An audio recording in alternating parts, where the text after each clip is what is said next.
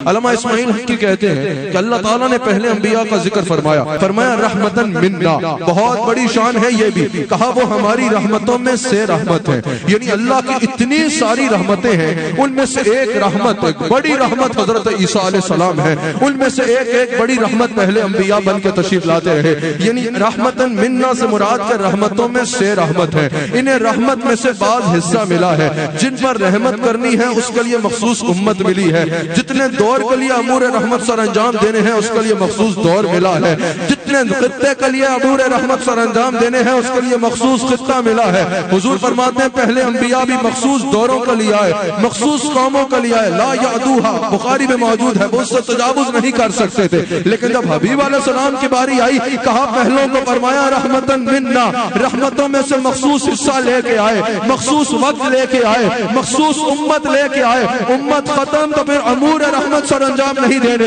امام اسماعیل حقی کہتے ہیں فرق عظیم، یہ بہت بڑا فرق ہے، پہلوں کو کہا رحمتن منا، وہ رحمتوں میں سے حصہ لے کے آئے، جب حضور تشریف لائے کہا رحمتن للعالمین، حضور علیہ السلام رحمت کا مظہر عطم بن کے آئے، وہ رحمت کا حصہ لے کے آئے، یہ رحمت کی کامل صورت بن کے آئے، وہ رحمت کا حصہ کے لیے امت لے کے آئے، یہ عالمین کے لیے رحمت بن کے آئے، وہ ایک دور کے لیے آتے رہے، یہ تمام کائنات اور تمام زمانوں کے لیے تشریف لائے، ان کی ضرورت صرف ان کی امت کو تھی، ان کی ضرورت اتنی ہے کہ انسانوں کو بھی ان کی ضرورت، فرشتوں کو بھی ان کی ضرورت، انبیاء کو بھی ان کی ضرورت، جنت کی حوروں کو بھی ان کی ضرورت، کائنات کے ذرے ذرے کو ان کی ضرورت ہے، یہ ایسی رحمت بن کے آئے۔ علامہ اسماعیل حقی کہتے ہیں رحمت للعالمین مطلقاً، اللہ نے مقید کر کے بیان نہ کیا، مطلقاً کہا میرے حبیب جس کو میں نے تخلیق کیا ہے اس تک میری رحمت پہنچانے کا ذریعہ اور وسیلہ تمہاری ذات